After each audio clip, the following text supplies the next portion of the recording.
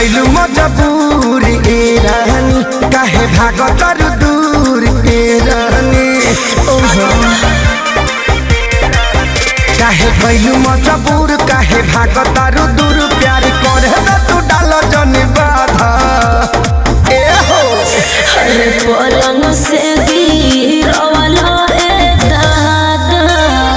कमर में दर्द भइल जादा पलंग से गिरवाला ए दादा कमर में दर्द भइल जादा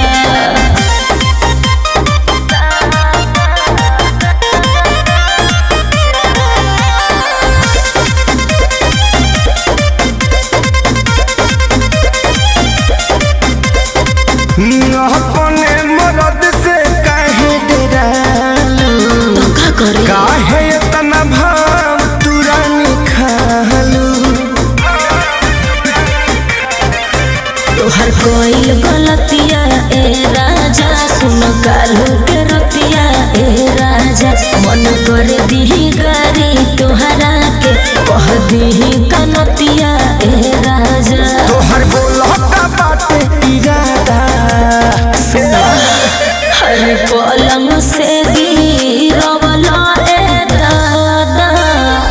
कमर में दर्द भइल जादा पलंग से गिरवाला ए दादा कमर में दर्द भइल जादा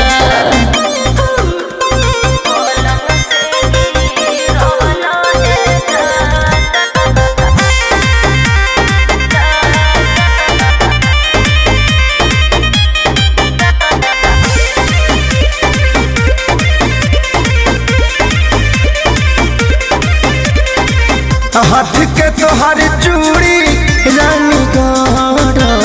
अच्छा झाका झुमर कैलू काम बिगड़ल ओहो सुने तोके कोई हो माना ए राजा टाइम पर चाही तोहे जाना ए राजा हमर कोई कहल पर कास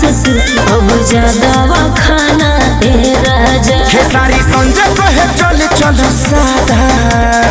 ए हो हर पलंग से गिरवाला ए दादा कमर में दर्द भइल जादा पलंग से गिरवाला ए दादा कमर में दर्द भइल जादा